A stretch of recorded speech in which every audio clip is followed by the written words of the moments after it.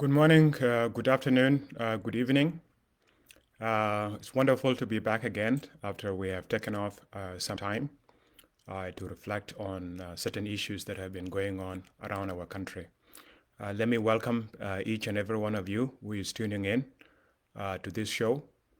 Uh, as I keep on saying, this program has been really dear to me, and I'm always delighted to come here and share my thoughts with you all and to engage in a conversation with you all across our nation. Thank you, those of you who are tuning in. As I keep saying, without you, without your participation, this program would be meaningless. But what gives it meaning is the fact that many of you tune in and participate in it. You are every time when you are here, you share your thoughts, you make comments, you share the video. There are some of you that go extra miles to go and make their own videos, responding to some of the things that we have said here, and also sharing your views and perspectives on some of the conversation that we have initiated. We are grateful for that, and we encourage you to continue. As I keep saying, the only way in which we can build this nation is through participation. Only we can share our ideas and our thoughts and our views, our vision for our nation. That is the only way in which we can build a better South Sudan. A better South Sudan will not emerge on its own. It will require new architects. And these architects are each and every one of us. There are no specific individuals that are supposed to bring about this new South Sudan. It requires all of us. It requires our engagement. And I'm glad that many of you have been engaging extensively. So please, as you tune in to this program, I encourage you to share the video, share it extensively as much as you can on your wall, through the messenger, through the WhatsApp, in different WhatsApp groups, so that as many people as possible are able to tune in and they are able to be part of our conversation. So welcome. I'm really glad that many of you are joining us, and I am always grateful for your participation. So thank you there. As you all know, we took off last week. We were supposed to do several shows. As you know, we have dedicated ourselves to doing at least 3 programs a week on Tuesdays, Thursdays, and on Sundays. But over the last week, we took up some time, and that was deliberate. You all know the sad news that has befallen our country. One of our greatest generals, General Maturuchut Dual, who many of you know, he was a great commander during the SPLA War of Liberation. And he was also governor of Lake State twice over very difficult periods. Unfortunately, we lost him last week. And that was such a tragedy, not just only for his family, friends and close relatives, as well as people of Lake State, but for South Sudanese across the entire country and in the diaspora. And him being someone dear to us and dear to our hearts, we had to make sure that we take some time to reflect on his life and to mourn and to stand in solidarity with those he loved and those who he has left behind. So that was the reason why we did not do our show. And as we begin today, this morning, I want to first of all begin by expressing my sincere condolences to the family of Gerald Maturuchut and to all his relatives, to all his friends, all the people that he has left behind, his children, his wives, his close relatives, and also all the people of Lake State and the people of South Sudan. As I said before, Gerald Matur was a great man. He's someone that dedicated a big portion of his life to the liberation struggle. And losing him at this time when South Sudan is confused, when South Sudan appears stagnant and is not able to move forward, is extremely sad. I'm convinced beyond reasonable doubt that the rate at which we are losing a lot of our leaders and a lot of our veterans in this country is alarming. Many of them, they are not even that old when it comes to age. If you see in other parts of the world, people of the same age are doing very well, and they are alive, and they are thriving. And that is because they live in an environment that is conducive, that is supporting life, environment where they have access to medical facilities, where they have access to luxuries of life, where they are in peace and in comfort and with a low level of stress. But in the case of South Sudan, many of these veterans, they spent the entire youth fighting for an idea of a better South Sudan. And now, after they have achieved the independence of the Republic of South Sudan, the country that they have dedicated everything to bring about has turned to be the worst version of the country that they had gone to war to oppose and to escape. What you see now in South Sudan is worse than what was there in the whole of Sudan during the time of Jafar Nimeri. That system that South Sudanese have gone to war to oppose, that system back then was terrible. But the system that we have now is even worse than the system that our people have gone to war to oppose. And for people who have dedicated much of the entire youth and much of their lives to come back and arrive at the same starting point from where they began can be heartbreaking. I know over the last few years we have lost a large number of veterans, and many of these people are dying of heartbreak. It's not really because their bodies are weak. It's because their spirits have been completely destroyed by what they see every single day. They've created a country, and this country has been hijacked in their hands. Salva Kiir, as I mentioned last time, has allowed the NCP and the National Islamic Front fundamentalists to hijack the government that sons of South Sudanese had dedicated everything to bring about. This is a great tragedy, and is one of the reasons why a lot of these veterans are dying. They're dying because of the heartbreak. When they look around, poverty is worse than it was when they had gone to war. And one of the reasons why we went to war was to ensure that there is prosperity in South Sudan, that people of South Sudan have access to better living conditions, that they have access to better services in the form of education, in the form of health, in form of other aspects of developments, including roads, better housing, electricity. All of these are not there. In fact, the situation has become worse. And there are only very few among the whole population of South Sudan that now enjoy those luxuries of life. And for those who have dedicated their life to bring about a better future for the country, when they see what is going on around, they ask themselves existential questions. They ask, this 22 years that I spent in the bush, was it worth it? Did I achieve anything? Did I actually make my people safer? Did I make their lives better? Or did I contribute into making their life worse? These are difficult questions. When you spend the entire time away from your children, away from your wife or your loved ones, away from your entire family, you are in the bush, hungry, you are in the bush, sleeping under a tree, being rained on, you are dealing with very difficult aspect of life every single day for 21 years, only to come back and for the situation of the people to become worse. It can be heartbreaking.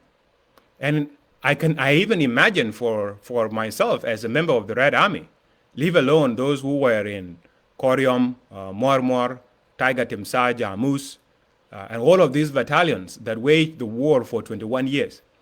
When you reflect on what has been achieved since all these sacrifice, all the comrades that you remember very well, you see their children around on the streets living in misery.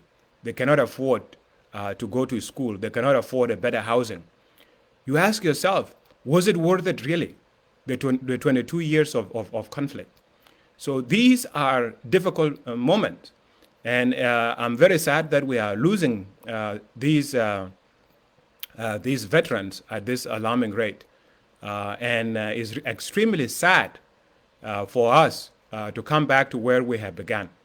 I want to assure those of you who are watching and the rest of our veterans that are still alive that, I know what you are going through. And it's not just only you. It's really all the people of South Sudan. Every single individual that has contributed to the independence of this country. And by the way, a lot of people have contributed. It wasn't just only those who were in the bush. A lot of South Sudanese have contributed. They have, if they have given their cow or their goat or sorghum or whatever, or their bavro to the SPLA during the war, or their chicken or whatever that they have given, they have contributed. If they have carried ammunitions or supplies for the SPLA during the war, they have contributed. If they have helped to nurse a soldier that was shot or someone that was wounded, they have contributed. If they voted in the referendum of South Sudan, they have contributed. And all of them are asking themselves that existential question. Was it worth it? Was it worth it for us to suffer for so long, having such high hopes that if we get our country, if we could get one of our own sons to be the one sitting in the position of the president, would our life be any better? Those questions are being asked in every single household across our entire country. And the question that people are getting, the answers that people are getting to those questions, they're not encouraging. They're not encouraging. And they are contributing to a lot of stress. They are contributing to a lot of heartbreak. And it's extremely sad that our people feel like they are going in a circle. So this is a challenge that we all face. But what I can tell you is this. Your sacrifice was not in vain. At least you have shown us the direction. You defined the problem, and you define it very well. You helped to define the problem of Sudan. And the problem of Sudan was not simply because of the idea of racism, which was there, and it was practical. It wasn't simply because of the idea of religion. You pointed the problem of Sudan as a problem of governance, lack of governance, lack of providing services and administration in equitable manner that can create an environment in which human lives thrive. That was the problem in Sudan. And that problem has not been resolved. That problem remains today because the system that we have in Juba today is a system of individuals that were only interested in replacing those who were in Khartoum. They want to be the one in charge, but they didn't want to do anything differently. They just want themselves to be the one that were beneficiaries of the system. They were not thinking about creating a better world. They were not thinking about creating a better country for our people. So at least you have helped us to know what the problem is. And I think if we are true to our ideals of liberation struggle, we shouldn't even be having debates. There are a lot of people that have been blinded by tribalism, by regionalism, simply because someone happened to be either from Gogrial or from Reg in general, or from Werrap state, or to a certain extent from Bahar Ghazal, or to a greater extent from Dinka. They don't want to see the problem, because they see the leader as one of their own. If you're a Dinka, you think this is your Dinka government. How is our Dinka person criticized? And you forget what the problem is. The problem was not about having a Dinka in the chair of the president. That was not the reason why people went to war. That was not the objective. It was not so that we could have one of your own as the president. The problem was how equitable was the system that was developed? How well was it serving the people of South Sudan? And many of you now, simply because Salva Kiir happened to be a Dinka, you think that everything is good because you have one of your own in the position. Yet you are dying in large numbers. He's arming your communities to kill each other. Like what you see now every single day between Twitch Mayadit and Abiy. Where do you think those weapons are coming from?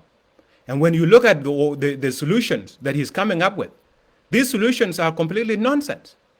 Expelling, like for example, like the so-called resolutions of Abiy and Twitch Mayadit conflict that were read out last time, expelling individuals who have fled the areas to go and stay with their uncles, like in the case of Gaima Chek, that you are expelling someone that have left to go and stay somewhere with their relatives, that they must go back so that they are killed by the enemies, like those of like Tut Galwak and Wen Mointuil. who mean to harm Guy Ajak. And you know that they are not joking. These people are not kidding. What happened last time to those two gentlemen that were caught? You know, some of them were shot, and then the other guy was burned alive. You know? He was burned alive inside a hut. So this is what Salva Kiir want to happen to Guy Ajak. So the solution become you order Guy Ajak. What about the root cause of the problem? Why these people are fighting? Who is going to resolve that? How about deploying security forces so that these communities are actually protected?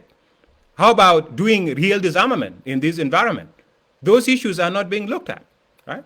But you people come here and say Kiir Mayardit is a Dinka and is our leader, is our Dinka leader. That was not the objective of the liberation struggle. The objective was to create a better condition, to bring real justice to this country called South Sudan, to liberate our people, to create conditions in which human life could prosper in this place called South Sudan. None of that has been achieved. And it hasn't been achieved while the oil is flowing, while hundreds of millions of dollars are flowing into the coffers of the government every single month. Many of you that are working in the security sector, that are busy arresting people, busy terrorizing people, like what happened last time in Gondokoro, where the army went there and was humiliating chiefs and regular citizens. Yeah?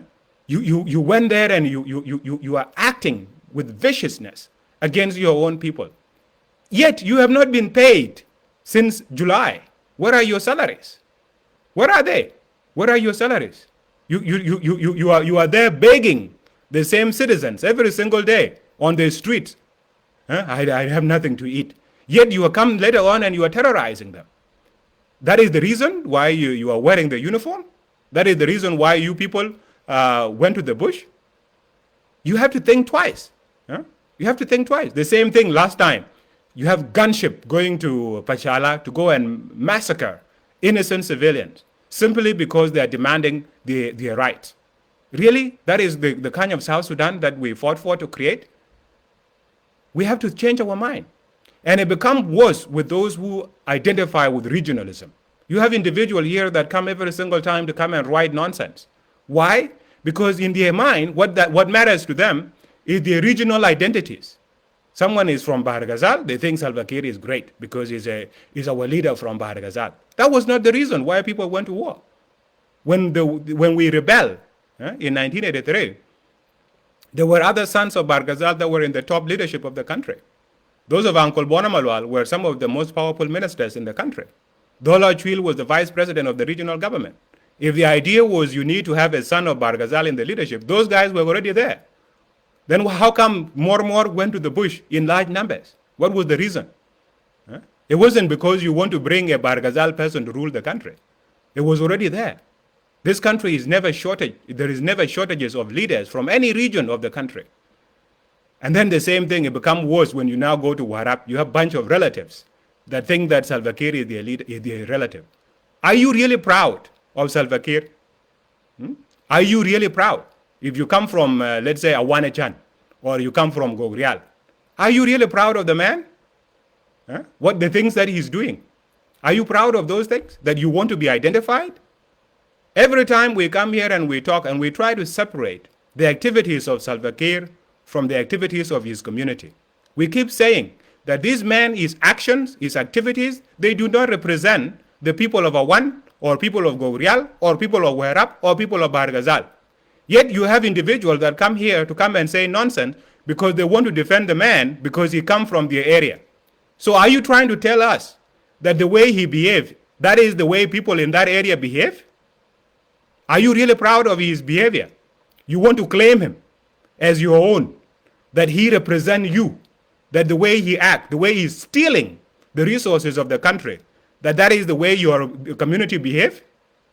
Are you trying to tell us that the way that he's dividing people of South Sudan, that is the way that your community behave, or that is the way leaders in your area behave? Are you trying to tell us the way that he's humiliating himself in the public, like what happened in Gwalior last time? Are you proud of that? That is how the leaders in your area behave? Are you proud that the way he's conducting himself in public, in the international arena, not even able to read anything, not able to remember names of other leaders? Is that the way leaders in your community behave? Huh? Is it?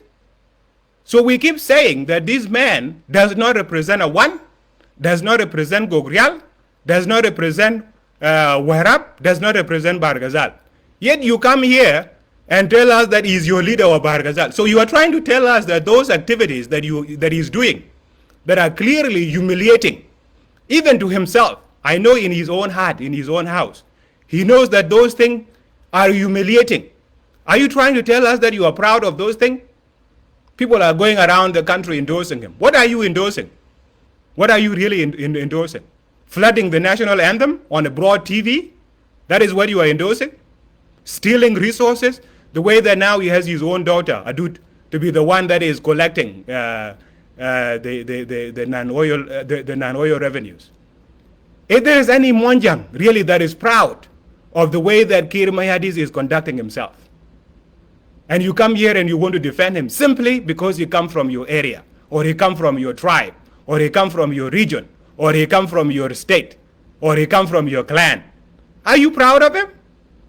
My every clan, at least in our Nilotic cultures, you are proud of good thing. You are proud of good behavior. What behavior of Salva Kiir that could possibly make you proud of him? Huh? During the war, he never liberated one single town. There's no one single town that he captured at all. Tell me, which town did he capture? And every time he went to a battle, there was enormous level of casualties. A lot of people were killed. Are you proud of that? Last time, as I said last time, he was engaging in fake slave trade. Are you proud of that? That level of corruption. Is that what defined Awanechan? That level of corruption, is that what defined Gogrial? Is that what defined Rek? Is that what defined Werap? For you to come here and every time when people talk about the terrible behavior of this man, you want to come and claim him as your regional guy or your state guy or your clan guy. Are you proud of those things? Are those the values that you celebrate in your community? You know, I thought I know these communities very well. Every Nilotic community is proud of great things. You are proud of honorable things. And nobody wants to be associated with shame. But you have people come here every single time. We are from Barghazal, we are from Werap, we are Dinka, we are from Gogrial. Are you proud of those shameful activities? So please, let us agree. Let us agree from today going forward. Let us agree that Kir Mayadit represents only himself. What he does reflect who he is as Kir Mayadit. That is it. Who he is what reflects who he is. Those activities reflect him. They reflect him. They don't even reflect the rest of the family. Yeah? They don't reflect the rest of the family of Thick, whatever it's called, Thick family. Anyone from Thick family would be ashamed of the man. How can you not be ashamed if you are a reasonable person? Unless if you are completely blinded by the politics of the belly, or what I call mathographism. If you are not blinded by mathographism, then you would be ashamed of the man. How can anybody come and claim that he's proud of Kir? How can you be proud of him? Even his own children, can they really be proud of him? Maybe it's because he's giving them contracts. But otherwise, how can you be proud of a grown man who could not control his own bowels in public? Can you be proud of such a person? And you want to come and make excuses that, oh, he's old. If he's old, why is he there in the power? Why is he there? There are places where old people are. Do you find them old people doing that in public? Do you think there are no grandfathers and grandmothers in South Sudan? They are there. Do you find them in the public urinating? So why is it that if you are unable to get the man to be reasonable, how do you come here and talk to us about how proud you are about him and write all kinds of nonsense? No, you should be ashamed of the man.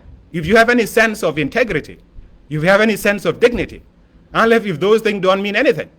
But if they mean something, then anyone that hold those things dear should be ashamed of the person. And all of us, personally, I myself as a South Sudanese, and as Monjang, I am extremely ashamed of Salva Kiir, because the guy is bringing bad reputation to the nation. He's bringing bad reputation to everything. So I wonder when someone come here and write all kind of blatant nonsense about how he's a whatever. What? Huh? He's an expired product. Do you eat expired food? I saw the other day the National Bureau of Standards banning expired products. Why don't you go and eat those products? That's what Salva Kiir is. It's an expired product that is no longer has any value whatsoever to the country. So please, my people, this is really terrible. And it's sad that we have a nation now where people are completely reduced to psychopaths to be celebrating shameful acts like what we see going on. We are better than that, my people. Let us try to be better than that. The topic we have today, so that we can come back to our main point of discussion, is the issue of the general elections. You know, when we got our independence in 2011, we never held any election. Salva Kiir was essentially appointed as president by the parliament of South Sudan. When the constitution was finally passed on the 8th of July 2011, one of the things that was put in the articles there was the continuation of leadership. It was essentially agreed that the incumbent leader of South Sudan, of the government of South Sudan at the time, Gus, was going to continue as president of the Republic of South Sudan for a period of 4 years. And the idea was simple. We knew that as an independent nation, we did not have the institutions that were ready to conduct the elections. First of all, we did not have the constitution, a permanent constitution under which we could conduct election. Second, we did not have a census, because the census that we did in 2008 was disputed census, if you remember. SPLM actually rejected it because it did not really capture the true population of South Sudan. So we needed time to actually conduct a new census. We needed to then update a voter registry so that we have a registry of the voters. There was a lot of things that needed to be done. An election commission needed to be established, and for it to run for a while, to establish its presence across the country, those things were needed to be done. And there was simply no time to do them immediately. So we gave ourselves a period of 4 years. You all know what happened after that. Just only 2 years into the independence, the power struggle between President Kiir and Vice President Riek Machar resulted in the crisis of 2013, where South Sudan was plunged into another civil war. This civil war was deliberately turned tribal by President Kiir, evoking the memories of 1991 and some of the tragedies that had happened during the liberation struggle. And that was done in a deliberate way to mobilize the Dinka and use the Dinka to protect his regime. By the way, already, he was losing support within the SPLM.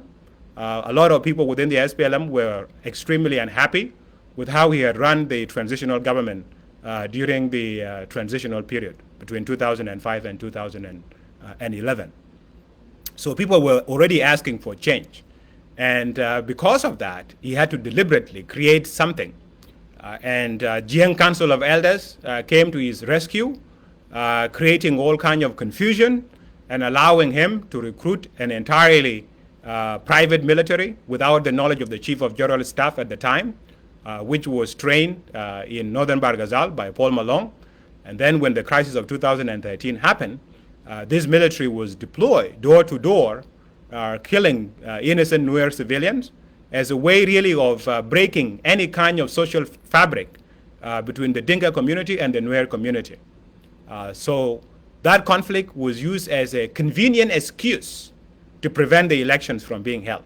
And the argument at the time when the extension was first introduced was that we needed to have an environment of peace in the country so that there is peace, so that the civil population is disarmed.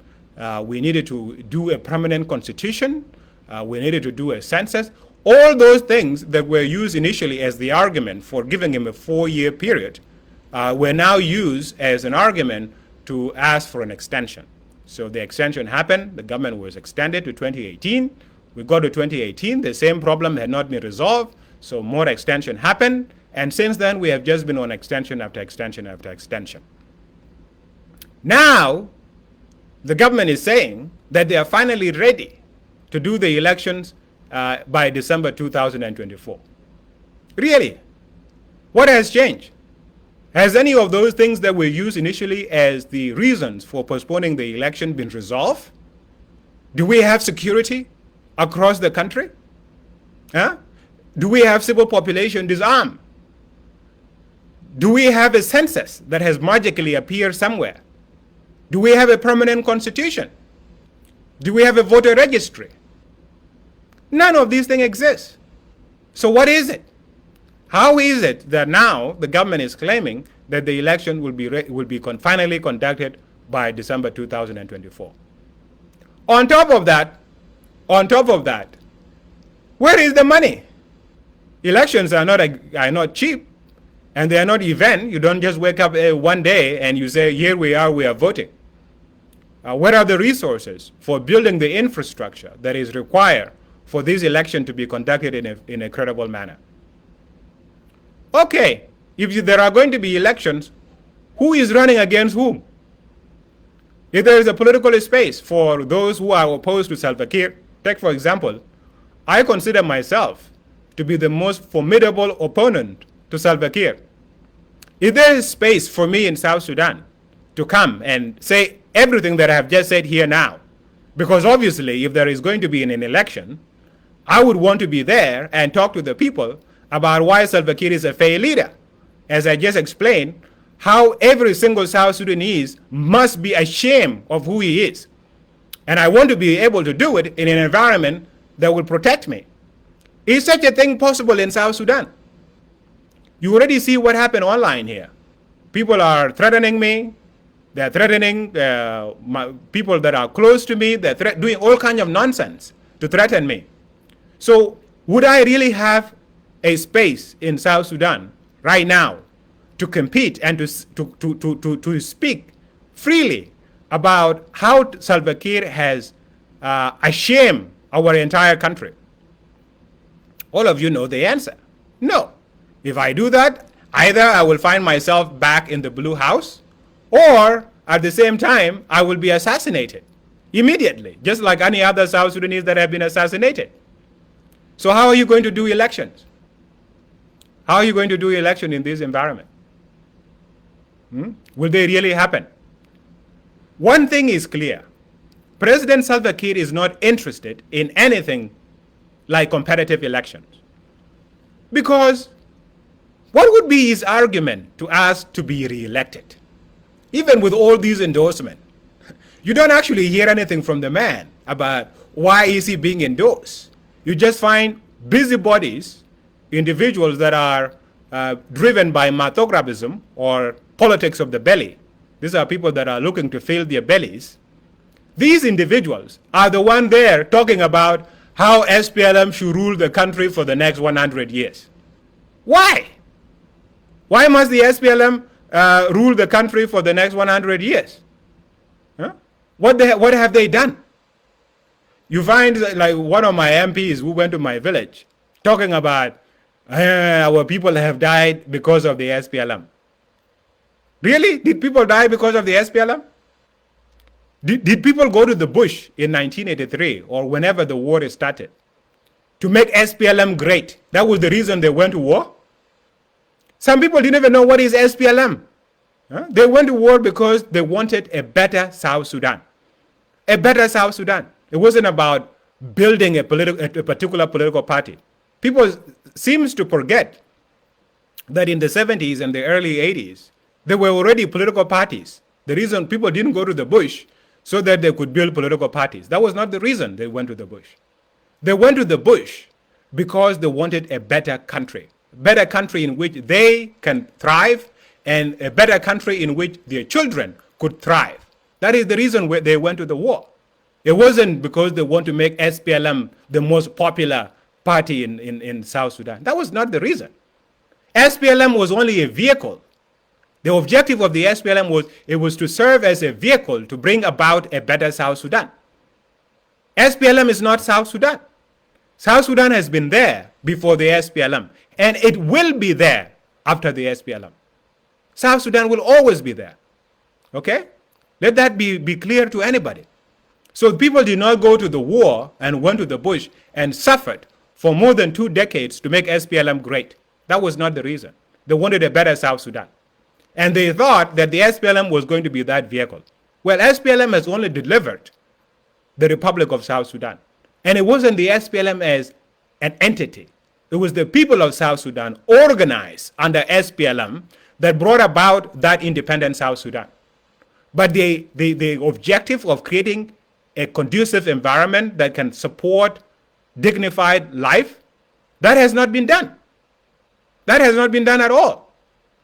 So therefore, SPLM now has become completely meaningless, right? So you have people going around endorsing Salva Kiir. Yeah, he's endorsed. But the man himself, has he really ever come and tell you why he must be endorsed or why he's running again? No, because he knows very well that he has been a failure to South Sudan. He has been a failure, even to his close relatives. Let me tell you, even today, and by the way, if you don't believe me, find anyone from a one community and sit down with him and ask him one question. Let's say tomorrow Salva Kiir go. Now he's gone, and believe me, after he's gone, the leadership will go to someone else. Then ask them, if Salva Kiir were to go today as members of a one community, would you be left proud of him, or not? Would he leave you guys as a dignified community that have produced somebody very important in the history of South Sudan, or not? They will tell you the truth. They will tell you. They may not tell you in public because some of them want to be fed and some of them don't want to die. They don't want to be killed. But if you talk to them in private, they will tell you. Even the so-called Gogrial relatives that come here and write nonsense, they know. They know. And by the way, this guy is going. And this is why it is very important for those of you not to tie the legacy of the man to the community. Because the community will remain. Kiir will go, but the community will remain. You don't want the community to be judged by the action of one man who has failed the entire country. You don't want that. So you don't come every time and rub it in our faces. Don't do that. Because the man will go. Your community will remain, but the man will go. So Kiir Mayardit has no argument whatsoever why he should be retained as the president of South Sudan. He has no vision. He has shown for a period of 19 years. 19 years. He has shown that he is incapable of doing anything. What has he done? Nothing. He can't even address people of South Sudan. He cannot give them hope. Just the word of mouth, yeah, to inspire people, to encourage them to continue, to encourage them to struggle. He cannot do that. All he knows how to do is to steal money, to steal to loot the country dry, and to kill innocent people, to kill the next generation of South Sudanese. That is what he knows how to do. So the man is not around to tell us why he should be elected again, because there is no argument, there is no plan, there is no platform whatsoever. So it's these psychopaths that are trying to please him, telling him nonsense. Oh, you are so popular. Popular where? Popular where? Even in the house of a Yendit, his wife, he's not popular. He's not popular. He's not popular in the house of a Yendit, leave alone in the rest of a one community. He's not popular. So we cannot be deceiving ourselves. We cannot be deceiving ourselves, my brothers. These men need to go. And he knows that. So the only kind of elections that he's interested in are elections that are a sham, so that he can impose himself and continue to enrich himself and to destroy the nation, to deny the people of South Sudan their due right, and that is the right to live in a free and prosperous country. That is the only kind of election that you want to do. So the notion that there will be free and credible and fair election in 2024, that is a complete nonsense. And everyone knows it. It's not just only South Sudanese. Even the international community knows it. But even those fake elections that you want to organize, is he capable of delivering them? Of actually organizing them? Yeah? He's not. Last time when he did the rally in Wow, just so that you understand, those of Bolmel, the so-called Deputy Secretary General for Mobilization, they were given money to go and bribe all those delegates that were coming from across Barghazal to Wow. What happened to that money? The money went and disappeared. Those delegates that came, some of them had to walk on foot all the way from Wow to Warab and to Lake State, and to Awil and to Abia, because the money that was supposed to be used to bribe them ended up being stolen by the same people who were tasked to bribe them. Those people, can they really deliver anything? Can they organize anything? Every night you find the orders, the Republican order. The only orders of Salva Kiir that are implemented are orders in which he fired people and in the orders in which he appointed people. That is it.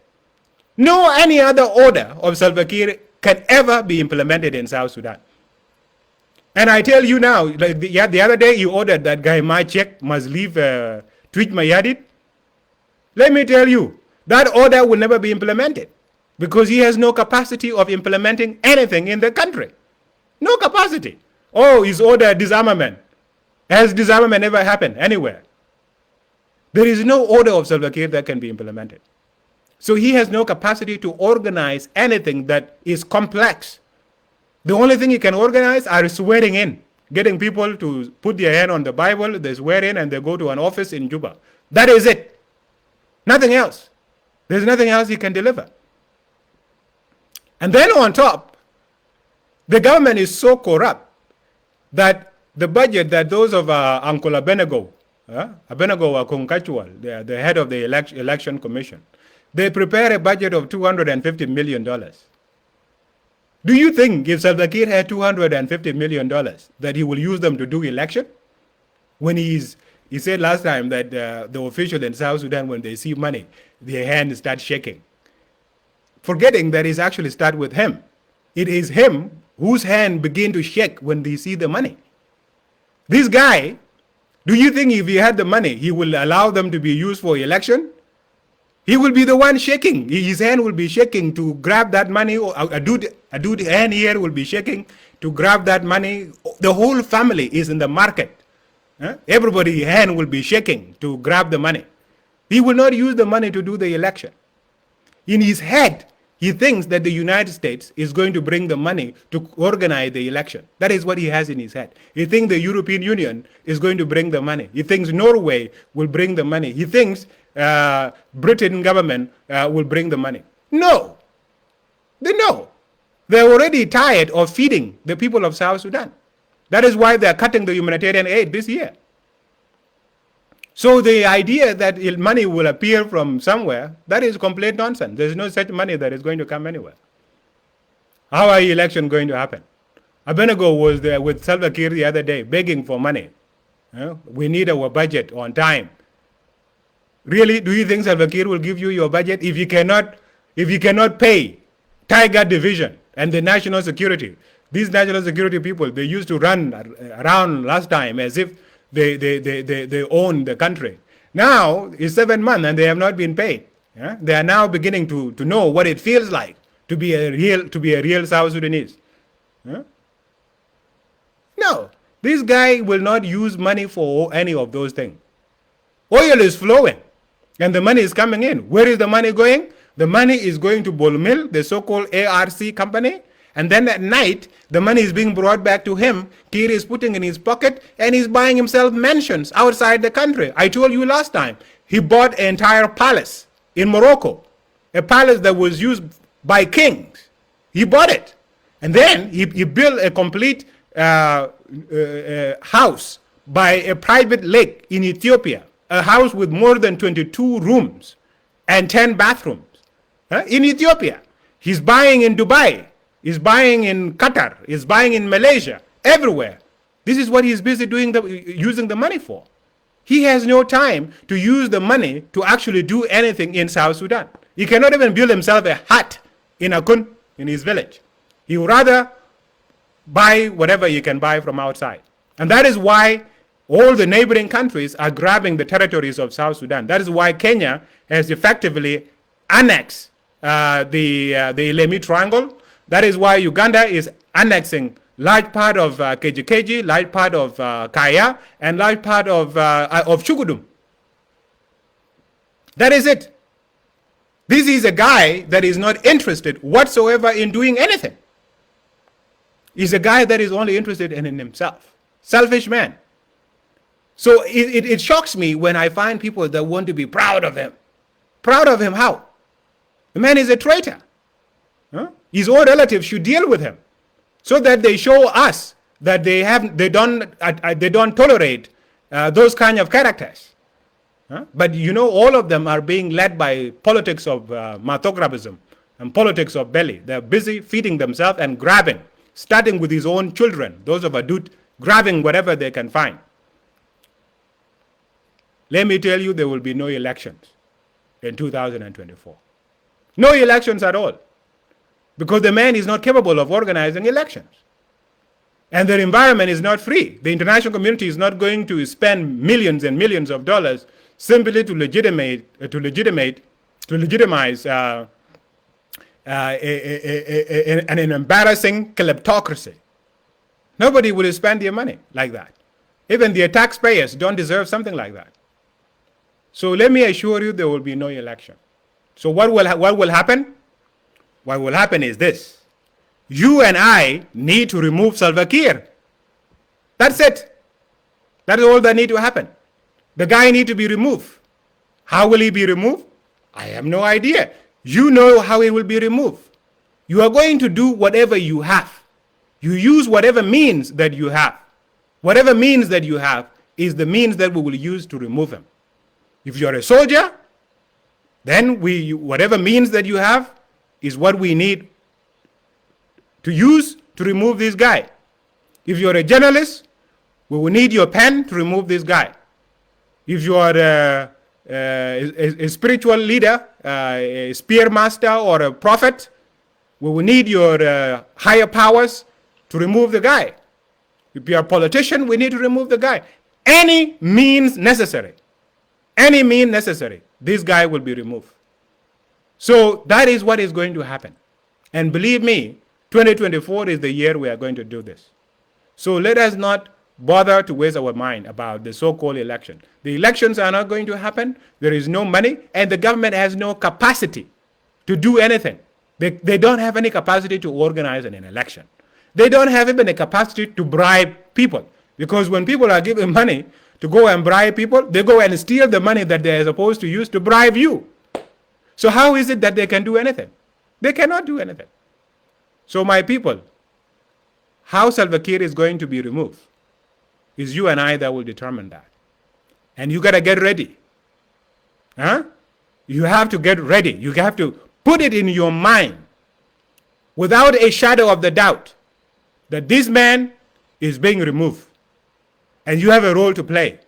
And you must start preparing yourself. You must start preparing yourself. You must start preparing yourself. The time is coming, and the time is of the essence.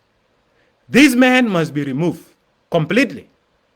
And we as people of South Sudan, after we remove him, we must cleanse ourselves of all the crimes and all the sins that he has committed in this country, so that we redeem ourselves, so that we restore our credibility and our sense of pride, not just only within our own country, but across the entire world.